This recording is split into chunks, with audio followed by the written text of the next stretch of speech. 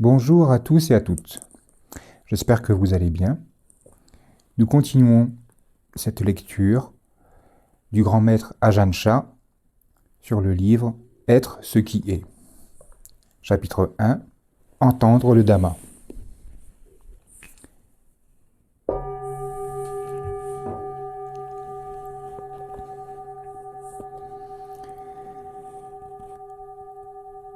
Quand on enseigne le Dhamma, on doit répéter les choses encore et encore pour que les personnes intéressées arrivent à une véritable compréhension. C'est normal. C'est ce qu'il faut faire pour transmettre les points importants. On dit que les paroles du Bouddha sont de bonnes paroles, parce qu'elles conduisent l'esprit de ceux qui les entendent à la vérité. Elles sont bonnes, raisonnables et pleines de sens. Lorsque de telles paroles touchent vraiment l'esprit de quelqu'un, cette personne cesse de faire du mal, à elle-même et aux autres, et renonce aux 3 poisons que sont l'avidité, l'aversion et les concepts erronés. Certaines personnes, en entendant ces enseignements, les déclarent erronés parce qu'ils ne satisfont pas leur opinion et leurs habitudes. Mais ce qui satisfait l'esprit des êtres humains n'est pas toujours bénéfique. Nous avons des idées toutes faites sur ce qui est vrai et ce qui est faux, mais elles n'ont rien de sûr. Par contre, quand la parole est juste, elle est droite, directe et honnête. On ne peut pas dire qu'elle soit profonde ou superficielle, elle est simplement juste. C'est la parole du Bouddha qui a pour but de réduire les perturbations émotionnelles et de libérer les êtres de leurs concepts erronés. Ces enseignements n'essaient pas de se conformer aux préférences personnelles des gens. Certains diront « Si je ne me sens pas en accord avec ces paroles, c'est qu'elles ne sont pas justes. Ce n'est pas vraiment le Dhamma. » Mais en réalité, ce n'est pas parce qu'une chose vous convient qu'elle est juste, ni qu'elle est fausse si elle ne vous convient pas. Il ne s'agit là que d'a priori et de préjugés, de préférences et de rejets, qui sont le fruit des habitudes de celui qui écoute. Si nous essayons de faire en sorte que tout nous convienne, nous ne sommes pas au bout de nos peines. Nous refuserons de faire quoi que ce soit de désagréable et nous nous engagerons dans tout ce qui nous plaît, quelles qu'en soient les conséquences malheureuses. Une nourriture empoisonnée a peut-être bon goût, mais qu'arrive-t-il ensuite ? Les paroles du Bouddha et de ses disciples sont parfaitement justes et bonnes. C'est le Dhamma. Mais si elles ne sont pas présentées de façon à toucher l'esprit de ceux qui les entendent, il se peut qu'elles soient difficiles à comprendre. Pour les gens ordinaires, il n'est pas facile de voir et pas facile de pratiquer. Les mots sont des outils pour communiquer. Mais une langue n'est jamais qu'une langue. Si quelqu'un me parle en anglais, même si cette langue est de plus en plus populaire, je n'ai pas la moindre idée de ce qui est dit, et ces paroles ne me sont d'aucune utilité et ne m'apportent rien. Alors, quel que soit le pays où nous vivons, prononçons des mots qui nous aident à distinguer clairement le bien du mal. Voilà un langage utile. C'est celui du Dhamma. Mais il faut savoir qu'entendre le Dhamma a pour but de permettre à l'esprit de voir et d'être le Dhamma, pas seulement de le connaître ou de le mémoriser. Entendre le Dhamma doit nous permettre de marcher sur les traces du Bouddha et de pratiquer selon ses enseignements. Même si nous n'avons pas encore atteint l'éveil, nous devons faire bon usage des textes dont nous disposons et les contempler en méditation. C'est assez simple dans un sens. Par exemple, le Bouddha a dit que la paresse et la négligence ne sont pas bénéfiques. L'ayant entendu dire, quand vous voyez ces tendances se profiler dans votre esprit, ce qui est inévitable, vous pouvez les identifier et vous connaissez leur nature. À ce moment-là, vous pouvez échapper à l'indolence et réveiller la diligence. Lorsque la paresse est présente, elle n'habite que l'esprit.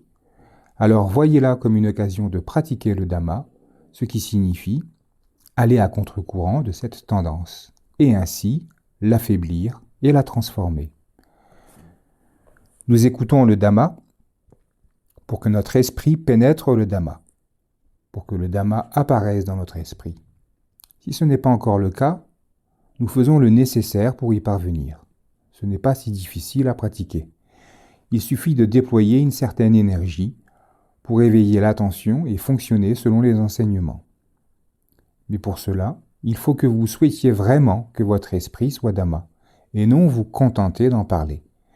Ne limitez pas la connaissance au cerveau ou à la bouche, faites en sorte que le corps, la parole et l'esprit soient en accord avec le Dhamma.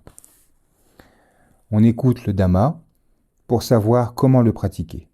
Quand je dis pratiquer pour que l'esprit soit Dhamma, que signifie exactement le mot Dhamma ? Tout ce qui peut exister dans ce monde est Dhamma. Il n'y a rien qui ne soit pas Dhamma. Les formes que nous voyons de nos yeux ne sont que Dhamma. Les êtres qui habitent ce monde sont tous Dhamma. L'un des sens du mot Dhamma est nature. La nature de tous les phénomènes qui apparaît telle qu'elle est et que nul ne peut façonner ou altérer. Cela se réfère aux objets, au monde des formes. Le Bouddha nous a recommandé de voir le Dhamma et de pénétrer le Dhamma, c'est-à-dire de voir toute chose exactement telle qu'elle est. Les êtres vivants et les objets matériels, de même que les phénomènes intérieurs que sont les pensées et les émotions, tout est Dhamma. On distingue deux catégories.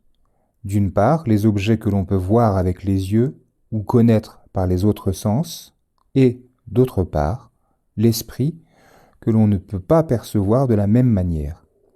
Tout cela est à notre portée, puisqu'il s'agit simplement du corps et de l'esprit. Mais ce Dhamma ne répond pas à nos souhaits personnels. Il naît de causes et de conditions, ensuite il change et finit par se dissoudre et disparaître. Je relis la phrase en précisant, quand je dis « il naît », on parle bien de naissance. Il naît de causes et de conditions, ensuite il change et finit par se dissoudre et disparaître. Le Dhamma de la nature est plus puissant que tout et nul ne peut exiger qu'il soit plus ou moins que ce qu'il est. Les choses naturelles ont leur propre mode d'existence qui dépend entièrement de leur cause. Le Dhamma que l'on vient demander aux moines, les préceptes et l'enseignement, est un outil qui permet de comprendre les choses. L'enseignement est donné avec des mots, mais le Dhamma n'existe pas dans les mots. Les mots permettent seulement de pointer dans une direction pour montrer la voie, toucher l'esprit et guider vers la connaissance et la réalisation du Dhamma. C'est pourquoi il est dit que l'enseignement lui-même n'est pas le Dhamma. Nous entendons avec les oreilles et parlons avec la bouche, mais cela n'a pas de valeur ultime. Ces mots et ces concepts ne sont pas le réel Dhamma. S'ils l'étaient, ils auraient une existence propre et indépendante au-dessus de toute chose. Donc, chercher à comprendre le Dhamma revient simplement à s'efforcer de développer la sagesse, de voir les choses telles qu'elles sont en vérité, et non détruire ou changer quoi que ce soit. Le corps est une excellente illustration. Il naît à partir de causes et de conditions. Quand il naît, il fonctionne selon une certaine loi qui lui permet d'exister, d'une certaine manière, et il n'écoute personne. Nous sommes nés, nous sommes devenus enfants, puis adultes, nous avons vieilli, et, pendant tout ce temps, notre corps a changé selon sa propre nature. Il a grandi et vieilli, quoi que l'on ait pu dire, penser ou préférer. Il ne sert strictement à rien de pleurer, de se lamenter ou de lui demander de cesser de fonctionner ainsi, ne serait-ce qu'un seul jour. Au début, le corps naît à partir de causes. Il se développe selon certaines conditions et à la fin, il cesse d'exister indépendamment des préférences ou des désirs de qui que ce soit. Telle est la nature de la vie qui existe selon cette loi immuable d'apparition et de disparition des phénomènes. Le Bouddha a enseigné qu'il faut étudier cela de près. C'est extrêmement important. Observez la peau, les dents, les cheveux et tous les éléments qui composent le corps. Que voyez-vous ? Un changement constant. Étant apparu, chaque partie du corps poursuit sa propre route et finit par se désagréger d'elle-même. Une fois apparue, Le corps n'est pas sous le contrôle des êtres, mais sous celui des causes et des conditions qui l'ont amené à l'existence. Ensuite, il disparaît de la même manière qu'il est apparu.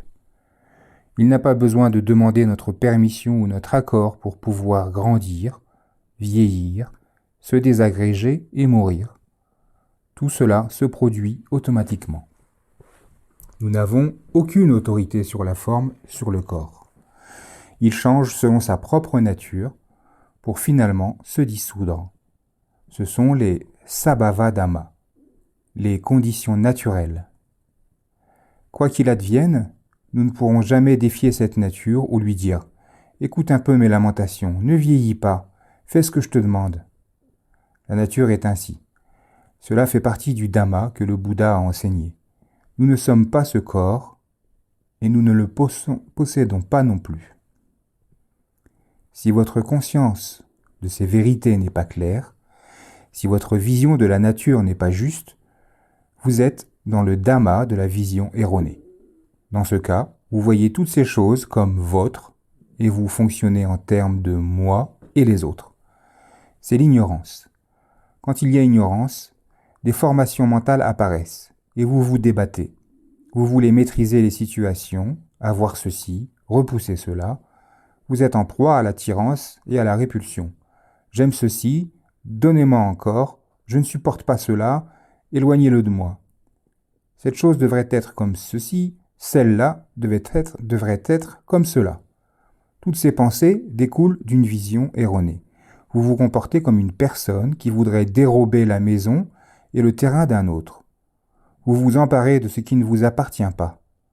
Les désirs continuent à affluer en grand nombre et vous ne savez même pas d'où ils viennent, ni ce qu'ils vont vous pousser à faire.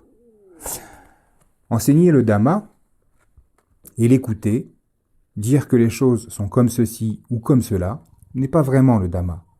Ce sont des mots qui pointent dans une direction pour vous permettre d'aller voir par vous-même. Parler pour aider les gens à voir la vérité est un moyen habile. C'est une façon d'enseigner, c'est le Dhamma de l'étude. Mais s'il n'y a pas de véritable vision juste au-delà de la parole, si on se contente d'apprendre des mots pour pouvoir les répéter, nul n'en retire aucun bénéfice. Par contre, quand on met en pratique les enseignements et que l'on voit qu'il y a effectivement une loi constante et immuable qui se met en marche selon des causes et des conditions sans moi, sans quintessence, on arrive vraiment à ce que le Bouddha enseignait. Tant que vous ne le voyez pas, la souffrance est présente. Et si vous le voyez, vous n'êtes plus esclave du désir et de l'attachement. Plus rien ne peut vous faire rire ou pleurer. Nous n'avons cessé de rire et de pleurer depuis que nous sommes tout petits. Nous nous sommes comportés comme des fous, cherchant inlassablement à obtenir ce qui n'est pas à nous, toujours en conflit. Désirant des choses que nous ne pourrons jamais véritablement obtenir, et vivant dans un état permanent d'insatisfaction et de souffrance. Mais si vous écoutez pour que l'esprit devienne Dhamma et que vous pratiquez la façon à voir le Dhamma, vous en finirez avec les problèmes de cette vie. Tout peut s'arrêter ici même. Comprenez que les choses n'existent pas pour que vous puissiez les agrémenter, les modifier ou les améliorer. Elles sont simplement la nature inaltérable, ce qui est, apparaissant et disparaissant. Quand on étudie et qu'on pratique le Dhamma, on comprend que le Bouddha n'a pas donné son enseignement pour améliorer les choses, mais pour que nous puissions les voir dans leur vérité. Si vous voulez changer les choses, ce n'est pas le Dhamma, ce n'est pas la vérité, ce n'est que l'habitude de quelqu'un qui veut maîtriser et manipuler. Si vous ne voyez pas la vérité de ce qui est, il n'y a pas de voie de pratique possible. Vous êtes en dehors des nobles vérités de la souffrance, de sa cause, de sa cessation et de la voie. Depuis que les enseignements du Bouddha ont été transmis, ceux qui entendent et pratiquent n'ont jamais eu besoin d'adapter ou de modifier les choses, seulement de connaître et de lâcher prise. La sagesse est ce qui sait selon la vérité des Shankara, des phénomènes conditionnés. Quel que soit l'état des Shankara, c'est ce que nous devons connaître. Il est dans la nature des Shankara d'apparaître et de disparaître. Toute autre vision des choses relève d'un dhamma pollué. C'est l'enseignement de l'ignorance logée dans le cœur. Dans ce cas, il n'y aura pas de cessation. La roue continuera à tourner interminablement. Pas de solution, pas de fin, aucun moyen de l'arrêter. C'est comme lorsque des insectes rampent sur le rebord d'une barrique d'eau. Ils sont sans cesse en mouvement, mais ils ne vont nulle part, se contentant de tourner en rond sur le bord. Les pensées des êtres ordinaires peu évolués sont pareilles. Ne connaissant ni fin, ni solution, elles font du surplace. Nous croyons peut-être que nous avançons beaucoup, mais nous ne faisons que tourner en rond et revenons sans cesse au même point. Si nous ne voyons pas ce cercle vicieux en nous, c'est parce que la sagesse est absente. Nous nous reposons sur des concepts erronés, les prenant pour de la sagesse, tandis que la vraie sagesse nous échappe. Ensuite, cette ignorance prend les commandes, et comme il n'y a plus de normes pour orienter la pratique, tout part à volo. Ce n'est pas le Dhamma. Dans le Dhamma qu'enseigne le Bouddha, on a cherché à voir ce qui est tel que c'est. Cela signifie voir qu'il n'y a pas de solution, qu'il n'y a rien à changer ni à adapter parce que le Dhamma est toujours parfait tel qu'il est. Nous abandonnons ainsi le désir de tout contrôler. Nous avons tendance à penser que les choses ne sont pas justes, qu'elles sont trop grandes ou trop petites.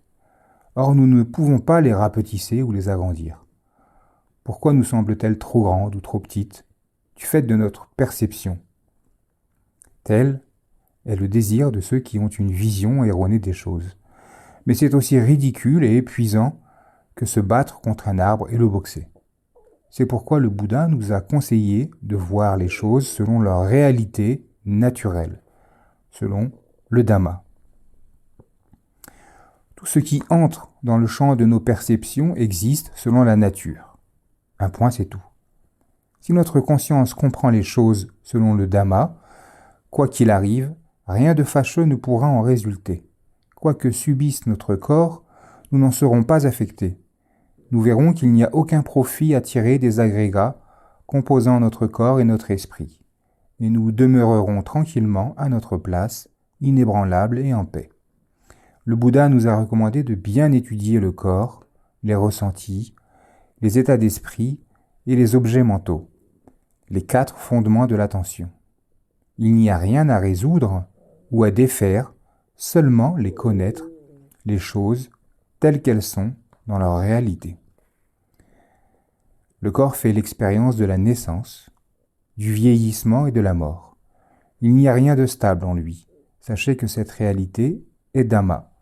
C'est la vérité et il n'y a rien à changer, à détruire ou à résoudre. Quand vous en arrivez là, il n'y a plus rien à dire. Il n'y a plus de poids à porter. Si vous connaissez cette réalité, où que vous soyez, vous n'agissez pas négligemment, sans attention. Vous voyez simplement les choses telles qu'elles sont, comme des situations qui apparaissent et disparaissent. Que reste-t-il à chercher? Sur quoi allez-vous pleurer et vous lamenter? À quoi vous épuiseriez-vous? De quoi souffriez-vous? Que voulez-vous avoir ou être? Quand direz-vous que les choses sont grandes ou petites, longues ou courtes? Au bout du compte, que direz-vous de la nature? Il y a ce cycle d'existence, et puis c'est tout. Quand on voit cette profonde vérité, on trouve la paix. On est libre, sans chagrin, en conflit avec personne. Voir les conditions naturelles apparaître et changer s'appelle étudier le Dhamma. Une fois que vous avez appris cela, vous devez vous y entraîner. La personne qui est encore esclave de ses désirs ne voit pas. S'il y a en vous de la colère, et que vous vous laissez perturber par les gens, c'est parce que vous n'avez pas pénétré le Dhamma. Vous vous laissez encore tromper par les choses, vous n'avez aucune liberté. Étudier le Dhamma contrecarre cette tendance et vous permet de mettre un terme aux problèmes. S'il y a des problèmes, c'est seulement parce que vous en croyez en l'existence. Vous croyez en l'existence d'un moi et d'un mien. Quand vous croyez que les choses fonctionnent ainsi, quand des pensées de moi et de mien surgissent, une infinité de problèmes arrivent. L'égoïsme et toutes sortes de soucis apparaissent. Lorsqu'un voyageur arrive à l'hôtel, il négocie un prix pour une chambre et informe le personnel de la durée de son séjour. Mais s'il se sent bien à l'aise, il risque d'en venir à considérer l'hôtel comme sa maison et finir par oublier qu'il est censé partir un jour. Quand le directeur de l'hôtel lui annonce qu'il doit rendre la chambre, il refuse. « C'est ici que j'habite. Pourquoi devrais-je partir ?» Il y a un malentendu et cela entraîne des conflits. Quand nous commençons à nous identifier à notre corps et à notre esprit, et que nous pensons que cette vie nous appartient, nous sommes comme le voyageur qui refuse de quitter l'hôtel. Nous avons une idée fausse sur ce lieu de halte temporaire, et nous nous retrouvons dans les problèmes et les luttes. Les enfants d'une même famille finissent par se battre, les gens d'un même village n'arrivent pas à s'entendre, les citoyens d'un même pays s'opposent, et tout cela à cause de cet attachement à ce qu'ils croient être moi et aux choses appartenant à ce moi. C'est pourquoi le Bouddha a dit de revenir à l'observation du corps. Voilà un dhamma à étudier. Il n'y a rien à défaire ni à changer. Il est dit, celui qui voit les Shankara et qui est libéré de tout attachement a trouvé le bonheur. L'esprit est Shankara. Le corps est Shankara. Les Shankaras ne sont pas nous et ils ne nous appartiennent pas. Ainsi, ceux qui voient la réalité des Shankaras sont en paix. Ils voient l'esprit et le corps non comme quelqu'un, mais comme des Shankaras. Si quelque chose vient à l'existence, ce n'est qu'un Shankara. Il n'y a pas là un être ou un individu. Il n'y a personne qui soit heureux ou qui souffre. Il n'y a que des Shankaras libérés du bonheur comme de la souffrance. Nul n'est affecté. Si vous voyez les Shankaras ainsi, vous voyez le Dhamma. Il n'y a aucune sorte d'entité, pas de personne, d'individu ou d'être. Il n'y a personne qui soit joyeux ou malheureux, personne qui s'énerve ou s'attache, personne qui meurt. Il n'y a que des choses qui apparaissent. Les Shankaras sont ainsi. Voir le Dhamma est ainsi. Quels que soient les phénomènes qui apparaissent dans l'esprit du pratiquant, sa connaissance du Dhamma sera celle-ci. Le véritable mérite consiste à voir les choses ainsi, et tous les mérites se retrouvent ici, au cœur de la paix. Si nous essayons d'adapter ou de modifier le Dhamma du fait du manque de clarté de notre vision, nous ne créerons que de la souffrance. Prenons l'exemple de la respiration. L'air entre et sort sans cesse. Le corps dépend de cela pour survivre, c'est sa nourriture. Comme la nourriture, l'air entre dans le corps et le soutient. Il entre et sort pour que les Shankaras puissent survivre. Mais s'il entre sans sortir, ou qu'il sort sans entrer à nouveau, il y a un problème. Or, nous qui sommes nés, nous ne voulons pas vieillir et nous ne voulons pas mourir. Si nous sommes bien ensemble, nous ne voulons pas nous séparer. Si nous possédons des choses, nous ne voulons pas les perdre. Mais la vie ne peut pas satisfaire tous nos désirs, parce que les lois de la nature fonctionnent autrement. Tous les phénomènes apparaissent du fait de certaines causes et de certaines conditions. Quand les causes et les conditions sont là, le résultat correspondant apparaît. Qui a créé cela ? C'est simplement une loi de la nature. Et quand ce résultat disparaît, c'est encore la nature. On appelle cette loi le Dhamma. L'enseignement formel qui explique cela est simplement une question de langage et de mots adéquats. Ce n'est pas le Dhamma lui-même, c'est simplement une façon de montrer la voie pour aider les gens à comprendre la vérité. Mais quand nous écoutons le Dhamma et que nous croyons l'avoir compris, nous estimons que nous possédons le Dhamma, que nous sommes le Dhamma. Si c'était vraiment le cas, nous ne ressentirions plus d'avidité ni d'aversion et nous n'aurions plus de concepts erronés. Si nous connaissions vraiment le Dhamma, si nous le voyions et que nous l'incarnions, nous serions libérés de tout cela. Or, nous sommes toujours esclaves de souffrance, sans sursis. Quand la vision juste s'éveille, la souffrance et ses causes s'évaporent. Le Dhamma profond est ainsi. Voilà un autre point. Ensuite, il y a le Dhamma qui consiste à avoir un comportement permettant de vivre en société dans la modération et le respect d'autrui. Cela s'appelle Sila Dhamma, ou la voie de la conduite vertueuse.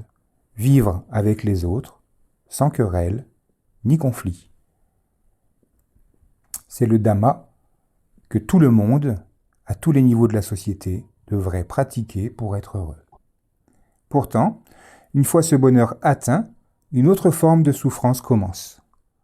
C'est déjà mieux que ce que vivent les gens qui n'ont aucune connaissance et aucune moralité. Mais voilà, une fois ce bonheur atteint, on va essayer de le préserver et cela va engendrer une autre forme de souffrance. Cette pratique de Sila Dhamma, à elle seule, ne libère pas, mais elle est une bonne base nécessaire. Quant à créer les causes et les conditions pour une libération totale, c'est une autre affaire. Alors, quand vous écoutez le Dhamma, ne croyez pas que c'est tout ce qu'il y a à faire. Prenez-le à cœur et pratiquez-le. Faites-en la cause et la condition qui vont vous permettre d'atteindre le Nibbana, l'au-delà de la mort, la cessation de la souffrance et la véritable paix. Nous avons besoin d'étudier cela, de l'absorber progressivement et de le mettre en pratique à travers la méditation. S'il y a encore en nous désir, négativité et ignorance, soyons-en simplement conscients. Quand ils apparaissent, nous les reconnaissons et, du même coup, nous connaissons le Dhamma. Il faut savoir que ces poisons mentaux sont nos ennemis.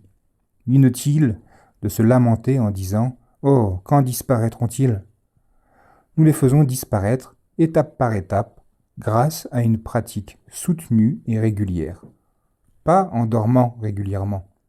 Pratiquez Sila et pratiquez le Dhamma. Il restera des attachements, mais vous aurez conscience de leur présence. Même si vous souffrez, ne laissez pas cette souffrance prendre trop de place. Mettez-lui une barrière et surveillez-la. Quand un homme garde un troupeau de vaches ou de buffles, il sait que les bêtes risquent de piétiner son champ. Par conséquent, il les surveille de près. Les buffles brouteront peut-être quelques jeunes pousses, mais l'homme ne les laissera pas en manger beaucoup. Ils en mangeront peu, pour la seule raison que le gardien contrôle la situation. S'ils passaient la journée à dormir, ils avaleraient probablement toute sa récolte. L'homme ne peut donc pas se permettre de lâcher son attention. Quand on vient étudier et pratiquer dans un monastère de forêt, c'est pour permettre à l'esprit de voir le Dhamma. Quand l'esprit voit le Dhamma, la souffrance prend fin. Inutile de nous demander pourquoi nous pratiquons. Nous avons des yeux et des oreilles, nous avons des jambes qui fonctionnent. Si nous avons ouvert les yeux, nous faisons ce qu'il y a à faire, sans attendre. Ceux qui n'ont pas de yeux, pour voir ni dépendre d'eux, nous sommes capables de parler, nous ne sommes pas muets, alors quand nos yeux s'ouvrent, nous parlons avant eux. Nous nous réveillons les premiers et nous prenons la route de bonne heure, sans attendre ceux qui dorment encore. Pourquoi ? Parce que ce monde est dangereux. Il y règne une extrême agitation, une grande confusion. C'est un lieu imparfait, rempli de négativité. Le Bouddha a dit que lorsqu'on a la connaissance, on doit avancer sans attendre.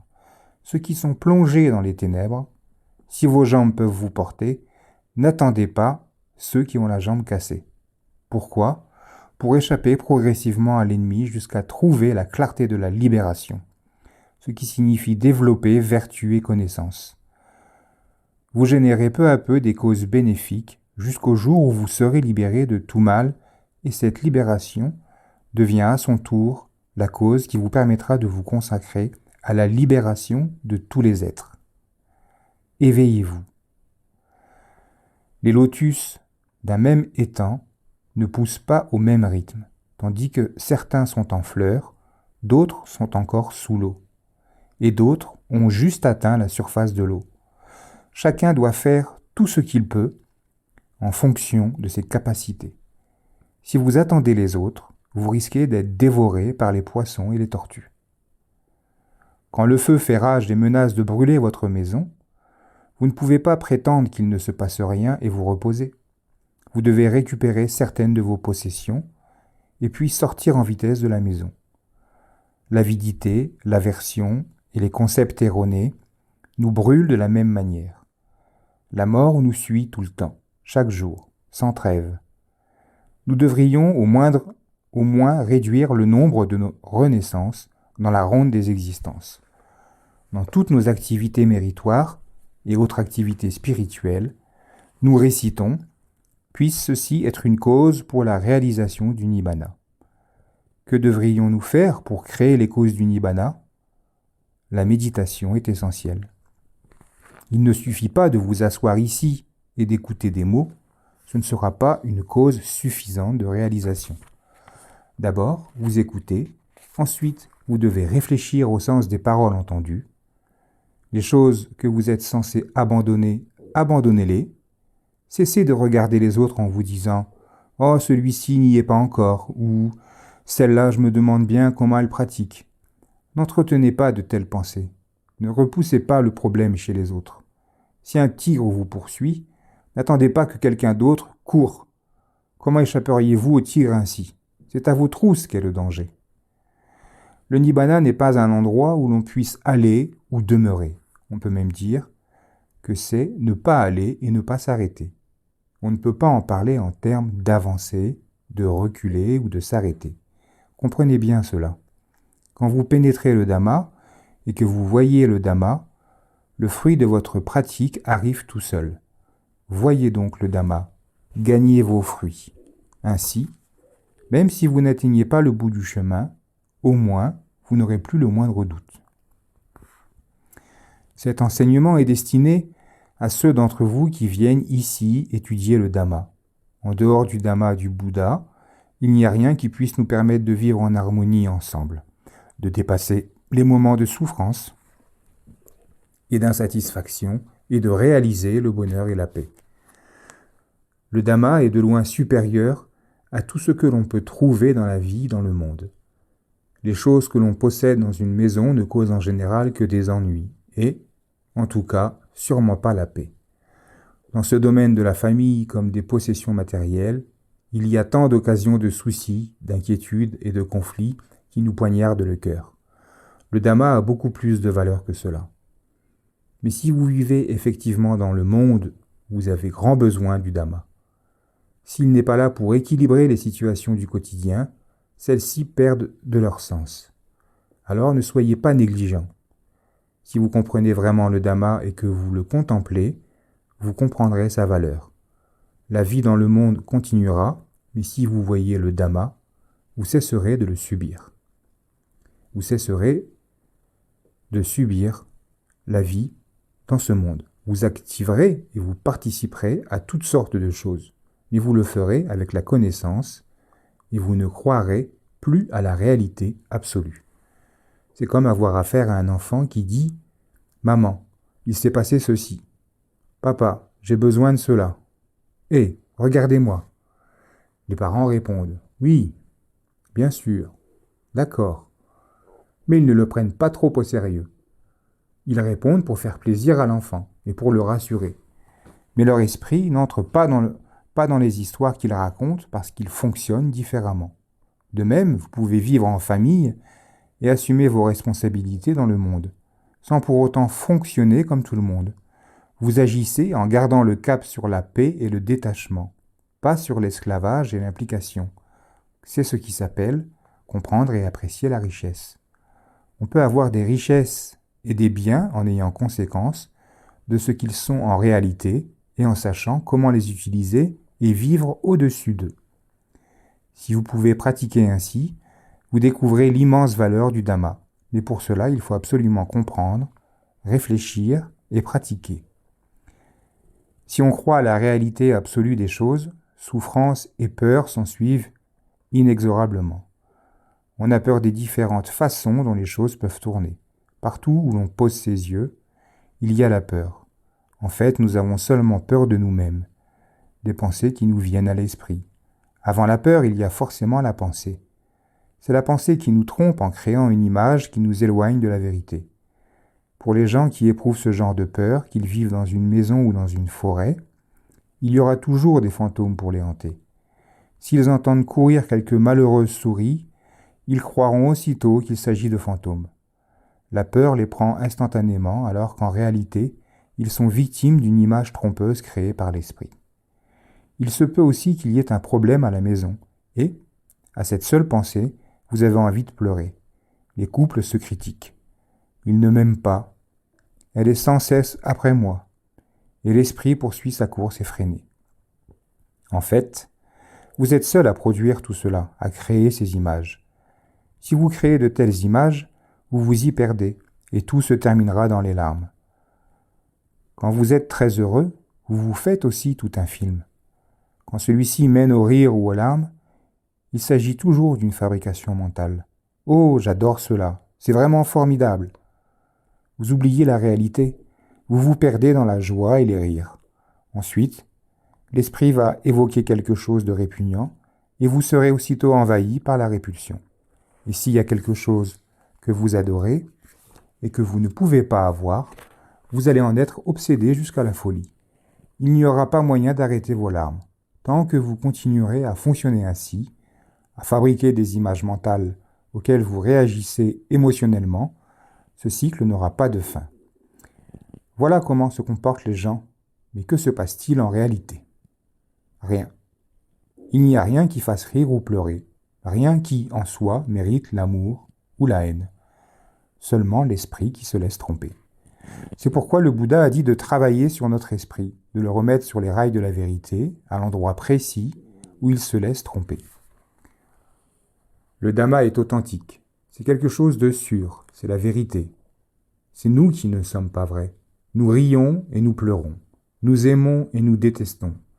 Nous réagissons aux choses, nous croyons que les choses sont bonnes ou mauvaises, et nous voilà partis à leur poursuite. Tout cela parce que nous croyons que nous existons en tant qu'entité personnelle et que les choses nous appartiennent. Cela s'appelle avoir une vision erronée des choses. Par conséquent, vous ne devez rien considérer comme absolument réel, ni le corps en bonne santé ou en mauvaise santé, ni l'esprit joyeux ou déprimé. Sinon, vous ne faites que vous détruire. Le Bouddha a dit que, quand le bonheur arrive, il ne faut pas trop y croire. Il ne mérite pas que l'on rie ou que l'on pleure. Il n'y a pas d'existence réelle. Il n'existe qu'ici, en nous, là où les choses se passent, où les résultats naissent des causes. En réalité, il n'y a rien. Seulement notre saisie mentale qui donne cette apparence de réalité aux choses. Quand on ne voit pas le Dhamma, on passe son temps à donner de la réalité à ce qui n'en a pas. Quand on dit que les choses ne sont pas réelles, certaines personnes s'imaginent qu'elles ne peuvent plus rien faire, mais cela ne signifie pas être complètement passif et abattu. Sans aller dans les extrêmes et croire trop à la réalité des choses, nous faisons ce qu'il y a à faire avec soin. Tant qu'un objet n'est pas cassé, tant que le corps n'est pas malade, nous en prenons soin pour en faire bon usage. Et puis quand les choses se cassent, nous les laissons aller sans larmes. Nous ne pleurons pas inutilement sur les phénomènes, qu'ils soient intérieurs ou extérieurs. Nous avons l'habitude de considérer le corps et l'esprit comme quelque chose de personnel. Nous disons qu'ils sont nous ou qu'ils nous appartiennent. Mais quand nous fonctionnons ainsi, dans la saisie, nous sommes en dehors du Dhamma et la seule chose qui en résulte, c'est la souffrance. Il faut que vous compreniez que le but de la pratique est d'amener l'esprit à voir le Dhamma et à être le Dhamma. Lorsque vous voyez le Dhamma, même si vous aviez l'habitude de vous mettre en colère, quand celle-ci réapparaît, elle le fait avec moins d'intensité. Et la même chose se produit pour les désirs. Cela est dû à la compréhension et à la sensibilité qui sont générées dans l'esprit par une pratique correcte et à un regard juste sur les choses. À partir de là, votre vie ne peut que s'améliorer. Vous n'avez pas besoin de changer ou d'améliorer le Dhamma. N'essayez pas de résoudre les choses déjà passées. Résolvez les choses qui ne sont pas encore des faits accomplis. Si vous essayez d'aplanir un morceau de bois plein de nœuds et dur comme le roc, il vous faut savoir quand abandonner. Ou bien, préférez-vous rester planté là à vous lamenter. Et si un autre morceau de bois est déjà lisse et verni, inutile de le raboter davantage. Au lieu d'essayer d'adapter le Dhamma pour qu'il vous convienne, adaptez-vous pour convenir au Dhamma. Le Dhamma est la vérité. Si vous atteignez la vérité, il n'y a plus de grand ou de petit, plus de bonheur ou de souffrance. Il y a la paix. Même si des pensées surgissent, l'esprit est en paix. Les événements de la vie sont acceptés tels quels. Vous ne cherchez pas à les modifier dans un sens ou dans un autre. Les caractéristiques de l'esprit sont alors telles que, lorsqu'il entre en contact avec des objets et des situations, il est empreint de cette vérité. C'est comme être assis dans une pièce où il n'y a qu'une seule chaise, celle que vous occupez. Quand d'autres personnes arrivent, elles n'ont nulle part où s'asseoir. L'esprit est ainsi. Une certaine souffrance mentale peut surgir, mais comme le Dhamma habite l'esprit, cette souffrance ne peut s'installer nulle part et elle est obligée de passer son chemin. Si vous êtes pleinement attentif et conscient, quand les contacts sensoriels et l'activité mentale font apparaître des habitudes de désir, de colère ou de vision erronées, celles-ci ne trouvent pas de place pour s'installer dans l'esprit. Il y a un seul siège, et vous l'occupez déjà, de sorte que les habitudes doivent quitter les lieux. Elles ne peuvent pas vous éloigner du Dhamma. Le Dhamma et la souffrance se battent pour occuper cette place dans votre esprit. Si personne n'est assis là, la souffrance va pouvoir s'y installer et prendre possession du lieu. Cela signifie que vous n'êtes pas présent en esprit. Vous ne comprenez pas le Dhamma. Alors la vision erronée s'empare du siège, et dès lors, il n'y a pas de fin à la souffrance. La voie et les impuretés se combattent ainsi. Si la voie est suivie jusqu'au bout, au moment où quelque chose survient dans l'esprit, nous rencontrons le Dhamma. Il faut de l'énergie pour en arriver là. Ceux qui manquent d'énergie se retireront à ce moment-là. Les facteurs engagés ici sont simplement l'esprit et les objets intérieurs et extérieurs qui entrent en contact avec lui. S'il ne se laisse pas tromper par ces objets, où est le problème? Les objets sont des objets, l'esprit est l'esprit. Entendre clairement ceci, c'est écouter le Dhamma pour lui permettre d'atteindre l'esprit.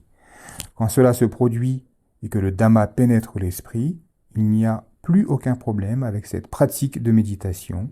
La voie éradique la souffrance. Quand il n'y a personne à la maison, des indésirables peuvent entrer et s'installer à leur aise. Ils s'assoient, mangent et mettent du désordre. Est-ce que c'est ce que vous souhaitez? C'est parce que vous ne comprenez pas le Dhamma que vous ne distinguez pas le vrai du faux, le bien du mal, et que vous n'êtes pas conscient de la façon dont l'esprit entre en contact avec les objets et réagit, que vous êtes bousculé dans tous les sens. Si les choses vous semblent bonnes, vous allez sourire et rire. Dans le cas contraire, elles vont vous perturber, peut-être même vous faire pleurer. C'est comme la maison à l'absence de son propriétaire. Si on se laisse bousculer de droite et de gauche par ces événements, si on est incapable de distinguer la réalité des apparences, on est un pratiquant du Dhamma qui n'a pas vraiment connaissance du Dhamma. On fonctionne à perte. Il faut donc que vous méditiez pour faire pénétrer le Dhamma dans votre esprit. C'est pourquoi il est bon d'écouter le Dhamma chaque jour, lunaire d'observance, en toute occasion. Petit 2 en Thaïlande et dans la tradition du Theravada en général, les jours de pleine lune, de nouvelle lune, mais aussi de demi-lune ascendante et descendante, sont des occasions pour les laïcs d'aller au monastère le plus proche, de renouveler les préceptes et d'écouter le Dhamma donné par l'abbé du monastère ou l'un de ses proches disciples. Apprenez donc à agir avec discernement dans toutes vos activités et dans toutes les situations. Quand les objets des sens se présentent, voyez-les clairement en vous souvenant qu'ils sont une chose et que l'esprit en est une autre. Séparez bien les choses ainsi, sinon vous ne connaîtrez pas leur véritable nature. Vous suivrez ce que vous percevez comme bon ou mauvais, et cela vous conduira inévitablement à l'insatisfaction et donc à la souffrance. L'esprit se laisse tromper par les objets.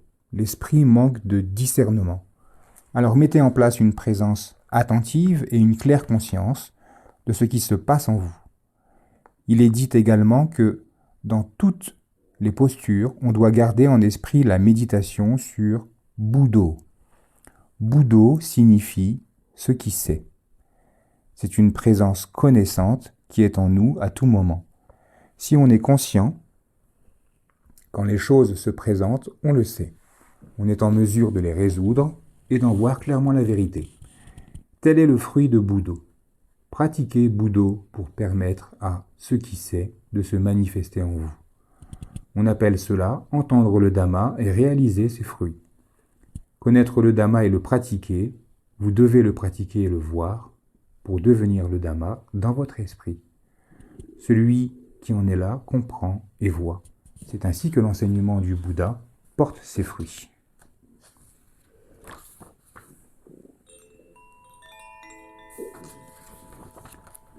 Dans le prochain chapitre, nous verrons comprendre le Dhamma d'ici et maintenant.